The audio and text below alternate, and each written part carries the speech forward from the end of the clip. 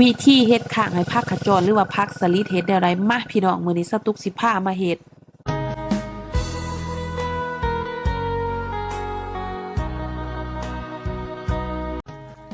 สำหรับวิดีโอนี้สตุกก็สิมาแบ่งปันวิธีการเฮ็ดข้างให้ผักขจรหรือว่าผักสลิดผักขจรหรือว่าผักสลิดนี่เพิ่นเป็นผักที่ว่าเป็นเครือได้พี่น้องฉะนั้นในเวลาที่เฮาปลูกเฮาจะต้องได้เฮ็ดข้างให้เพิ่นได้พี่น้องจุดพิเศษของผักขจรก็คือเพิ่นสิออกดอกให้หมู่เฮาได้เก็บกินตลอดปีพี่น้องดอกของเพิ่นก็แซ่บได้พี่น้องหอมหวานอ่อนนุ่มแขวดีพี่น้องกินก็แซ่บสำหรับสตุกว่าเด้ฉะนั้นในเวลาที่เฮาปลูกนี่เฮาจะต้องได้เฮ็ดข้างให้เพิ่นได้พี่น้องคันเฮาบ่เฮ็ดข้างเฮาปลูกแล้วปะให้เพิ่นเลือถ้าเอาไปตามดินนี่เพิ่นก็จะบ่เป็นดอกให้เฮาได้เก็บกินได้พี่น้องหลังจากที่สตุกได้ปลูกเพิ่นป้าไว้เป็นเวลา1 เดือนแล้วเพิ่นก็แตกยอดใหม่แล้วเพิ่นงามแล้วพี่น้องเพิ่นเริ่มอยากหาหมองเลือหาหมองเท้าไปแล้วสตุกก็สิมาลงมือเฮ็ดข้างให้เพิ่นได้เลือได้เท้ามื้อนี้จ้ะพี่น้องการเฮ็ดข้างมันก็มีหลายแบบหลายวิธีพี่น้องต่างคนก็เฮ็ดต่างแบบ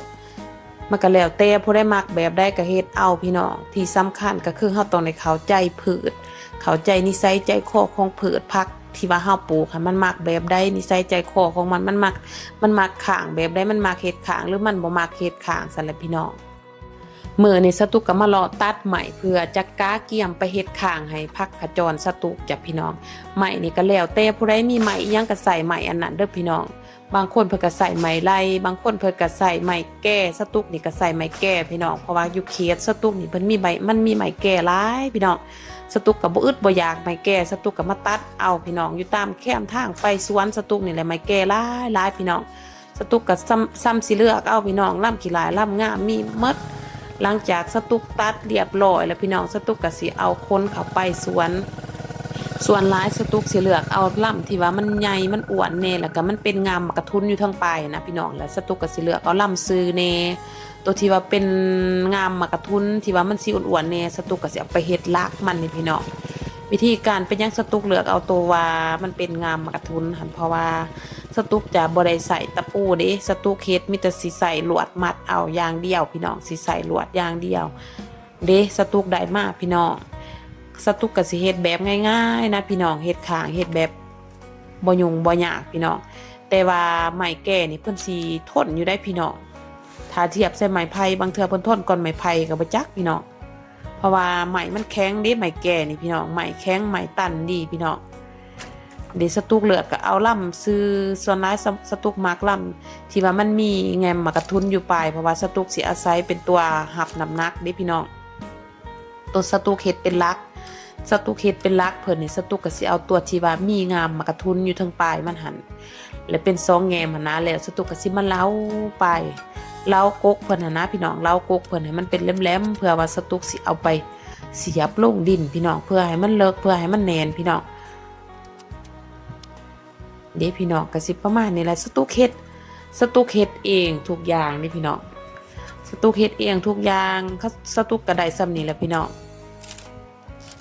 บ่ได้จ้างไผเฮ็ดอีกสตุกเฮ็ดเองเป็นผู้หญิงแต่ว่าสตุกเป็นคนมักเฮ็ดเวียกเด้พี่น้องสตุกเป็นผู้หญิงแต่สตุกมักเฮ็ดเวียกพี่น้องเฮ็ดบ่งามก็ย่าแต่สตุกมักเฮ็ดมักอยากเฮียนโหนะพี่น้องเฮ็ดได้ส่ำใดก็เอาส่ำนั้นส่ำเหือแห้งเฮาสตุกเป็นคนมักเฮ็ดเวียกเฮ็ดงานเด้พี่น้องเดี๋ยวสตุกก็สิเล้าหัวเพิ่นเล็มๆโตว่าเฮาสิเอาไปเฮ็ดลักนี่สตุกเล้าเฮ็ดเล็มๆเลือกเอาลักมันสิอ้วนๆแน่ได้พี่น้องตัวเฮาสิเอามาเล้าเล็มๆนี่เอามาเฮ็ดลักนี่สตุกเอามาซักลงโลดพี่น้องเอามาเสียบลงใส่เอาไปเสียบลงดินโลดพี่น้องเสียบลงต่ำลงเลิกๆโลดพี่น้องเพื่อให้มันแข็งเพื่อให้มันแน่นพี่น้องเพราะว่าสตุกจะเฮ็ดแบบง่ายๆนะพี่น้องเดี๋ยวคือจังซี่แหละสตุกเฮ็ดคนเดียวโลดได้พี่น้องเฮ็ดคนเดียวล้วนๆเนาะเสียบลักเครื่องกลางให้มันแน่นๆแล้วสตุกก็เฮ็ดไม้ค้ำพร้อมเพื่อความมั่นใจนะพี่น้องเพราะว่าสตุกก็บ่แน่ใจเนาะว่าเวลานี้มันแน่นอยู่แต่ว่าบัดมันผ่านไปเวลาผ่านไปหลายเดือนแล้วยันลักเฮามันอ่อนนะยันลักเฮามันเหี่ยวมันแห้งแล้วก็ยันลมพัดลมตีแล้วมันสิกวยมันสิแข็งมันสิล่มจังซี่นะสตุกก็ต้องใส่ไม้ค้ำพร้อมสตุกเฮ็ดมีไม้ค้ำในหลังจากที่สตุกเสียบลัก เครื่องกลางลงไปแน่นๆแล้วสตุกก็หาไม้ค้ำพร้อมได้พี่น้องสตุกใส่ไม้ค้ำพร้อมแล้วก็สตุกก็ใส่ห้าวเครื่องกลางน้ำใส่ห้าวใส่ขันมาแล้วนะพี่น้องสตุกก็ใส่ขันประมาณ 3-4 ขันนี่เด้พี่น้องลวดลัดตัดตอนมาหาตอนสำเร็จเลยเด้อพี่น้องเด้อเพราะว่าสตุกคนเดียวมันสิคำสิหมื่นนะสตุกกับฝ่าวเฮ็ดลวดลัดตัดตอนมาหาตอนสำเร็จเลยอันนี้ก็คือหน้าตาของเพื่อนบัตรสตุกเฮ็ดสำเร็จแล้วเป็นแบบนี้เด้พี่น้องสตุกเฮ็ดประมาณนี้แหละพี่น้องสตุกเฮ็ด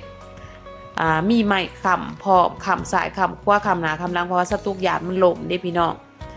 และก็สตุกก็เอาเสือกมามัดไขว่มัดซานเป็นตะข่ายนะพี่น้องมัดเฮ็ดเป็นตะข่ายเฮ็ดตาห่างๆเพื่อว่าให้คือพักเฮาให้มันเลือกขึ้นไปถึงเราเฮาก็สิได้มาเก็บกินดอกแบบสบายพี่น้องนี่ก็สิประมาณนี้แหละพี่น้องง่ายๆสตุกเฮ็ดตามภาษาของสตุกเฮ็ดตามความเข้าใจของสตุกว่าพักชนิดนี้มันมักแบบนี้นิสัยใจคอของเผือกชนิดนี้มักแบบนี้สตุกก็เฮ็ดแบบนี้เฮ็ดได้ซ้ำเหือแห้งของสตุกก็เฮ็ดซ้ำนี่แหละพี่น้องถือว่าก็งามสำหรับสตุกก็สิประมาณนี้พี่น้อง